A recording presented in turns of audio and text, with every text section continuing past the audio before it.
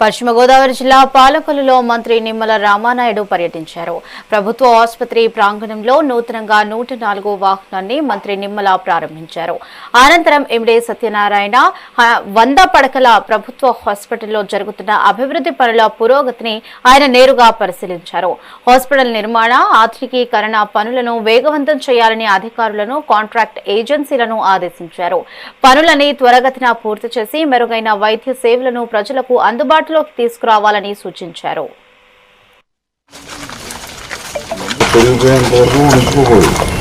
ఏ పనైనా ఒకటే, మీకు 3 అడుగుల తర్వాత క్లియర్ చేసుకుంటే క్లోజ్ అయిపోతుంది. ఏరియా అంతా కూడా చేసుకోవాలి. ఎప్పుడు కూడా క్లియర్గా ఉంది. పాము తిరిగినా సరే కాపాడదు.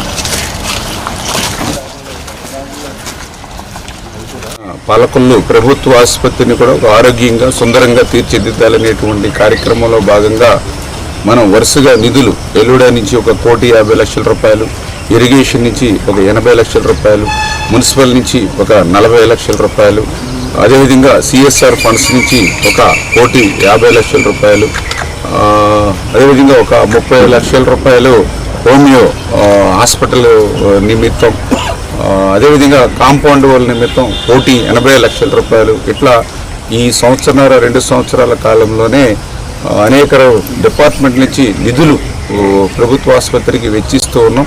అయితే ఆ పనుల్లో అనుకున్నటువంటి వేగం కనిపించినటువంటి స్థితిలో యొక్క పేషెంట్స్కి ఒక నాణ్యమైనటువంటి వైద్యం అందించాలనేటువంటి మా ప్రభుత్వ లక్ష్యానికి అనుగుణంగా పనులు జరగకపోవడంపై ఇప్పుడు ఏజెన్సీలకి అదేవిధంగా వాళ్ళకి నోటీసులు కూడా ఇచ్చి ఇమ్మీడియట్లీ ఆ పనుల్ని వేగంగా ప్రారంభించమని చెప్పేసి కూడా, అదేవిధంగా శానిటేషన్కి సంబంధించి కూడా గతంలో మాదిరిగా కాకుండా ఎప్పటికప్పుడు క్లీన్గా చూసుకుంటూ బాధ్యతగా వ్యవహరించాలని చెప్పేసి కూడా అందరికీ కూడా సీరియస్గా కూడా చెప్పడం జరిగింది.